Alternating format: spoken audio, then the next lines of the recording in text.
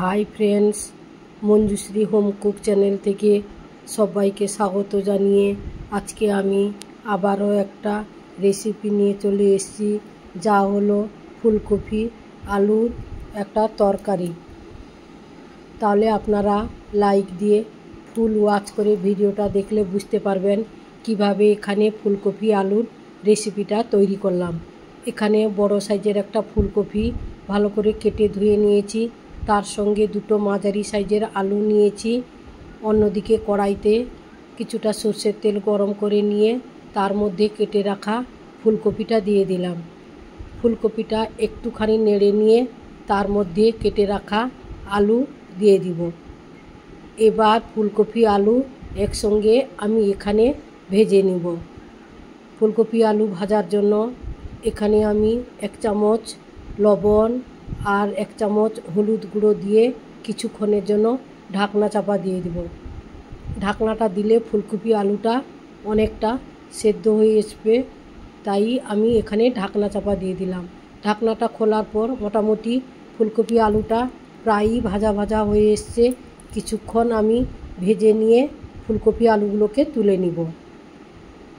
অন্যদিকে কড়াইতে অল্প কিছু তেল নিয়ে তাতে জিরে, 2টো শুকনো লঙ্কা, 2টো তেজপাতা ফোড়ন দিলাম। একটু ভাজা ভাজা হয়ে আসার পর এখানে গোটা গরম মশলা দিয়ে দিলাম। একসঙ্গে মশলাগুলোকে একটু ভেজে নেওয়ার পর একটা স্মেল আসার পরেই আমি এখানে কেটে রাখা পেঁয়াজটা দিয়ে দিলাম।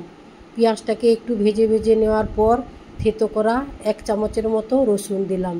রসুনটাকেও ভালো করে আমি পেঁয়াজের সঙ্গে ভেজে নিব। ভেজে নেওয়ার পর আমি এখানে 2 চামচ আদা বাটা অ্যাড করলাম। আদা বাটাকে দিয়ে একটু ভালো করে কষে নেওয়ার পর এখানে আমি 1 চামচ হলুদ গুঁড়ো, 1 চামচ প্লেন লঙ্কার গুঁড়ো, তার সঙ্গে দিলাম 1 চামচ জিরে গুঁড়ো। এবার সমস্ত মশলাকে 5 থেকে 7 মিনিট ভালো করে আমি কষিয়ে নিব। যত কষাবেন তত রেসিপিটা ভালো হবে। আবার কেউ চাইলে এই রেসিপিটা নিরামিষভাবেও তৈরি করতে পারেন। ফুলকপি আলু পেঁয়াজ রসুন ছাড়াও নিরামিষভাবে তৈরি করলেও খুব ভালো হয়। আর ফুলকপি আলুর রেসিপিটা দিয়ে আপনারা গরম ভাত খেতে পারেন, রুটি পরোটা সব কিছুতেই ভালো লাগবে। তাহলে চলুন বন্ধুরা, এখানে আমার মশলাটা কষানো হয়ে গেছে, তেলটাও ছেড়ে দিয়েছে। ওই মশলার সঙ্গে আমি ফুলকপি আলুটা ভেজে রেখেছিলাম ওটা দিয়ে দিলাম। এবার ফুলকপি আলুকে কিছুক্ষণ কষাতে হবে। 5 থেকে 7 মিনিট ভালো করে আমি কষিয়ে নিব। আমার কষানো হয়ে গেছে মোটামুটি। এবার আমি এখানে জল অ্যাড করে দিব। জলটাকে দিয়ে কিছুক্ষণ ফুটিয়ে নেওয়ার পর এখানে আমি দিব গরম মশলা। গরম মশলা দিয়ে দিলে আর কিছু লাগবে না, ফুলকপি আলু রেসিপিটা একেবারেই তৈরি হয়ে যাবে। তাহলে বন্ধুরা, আমার রেসিপিটা যদি আপনাদের ভালো লাগে তাহলে আপনারা কমেন্ট বক্সে একটা কমেন্ট করবেন আজকের ফুলকপি আলুর তরকারিটা কেমন হয়েছে। আর আরও যদি বেশি করে ভালো লাগে তাহলে আপনারা লাইক, কমেন্ট, শেয়ার, সাবস্ক্রাইব করতে ভুলবেন না। পাশে থাকবেন।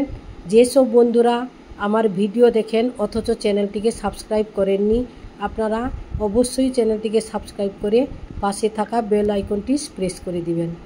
তাহলে এবার মূল রেসিপিতে ফেরা যাক। কিছুক্ষণ ঢাকনা দেওয়ার পর ফুলকপি আলু সেদ্ধ হয়ে এসছে। এখানে আমি বেশি জল দেইনি। ছোট্ট একটা বাটির 1 বাটি জল দিয়েছিলাম। জল দিয়ে ফুটিয়ে নিয়েছি, কারণ ফুলকপি আলু ভাজার সময় আমার একেবারেই সেদ্ধ হয়ে এসছে, তাই এখানে বেশি জলের প্রয়োজন নেই। অল্প জল দিয়ে অল্প মশলায় খুব টেস্টি এবং খুব সুস্বাদু একটা রেসিপি তৈরি করলাম। তাহলে বন্ধুরা, আজকের মতো বিদায় নিচ্ছি।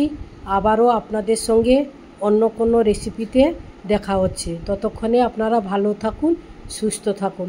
Tata, bye bye.